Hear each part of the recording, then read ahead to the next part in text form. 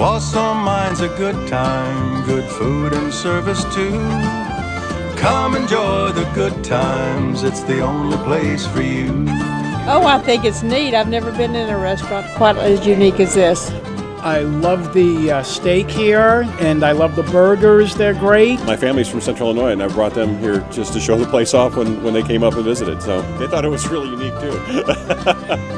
You gotta have the Italian fries. They have a lot of cheese, and I don't know, there's something about the handmade dough that just the best. It's second generation right now. It's been in the family since 1980. My father's owned it for 27 years, and in the last 3 years my sister and I took it over. We love What's on Mine! It's exciting just, doing new things and keeping up with some old traditions too. We have a lot of fun with Virgil. He's kind of a rock star here. Come enjoy the good times, it's the only place for you.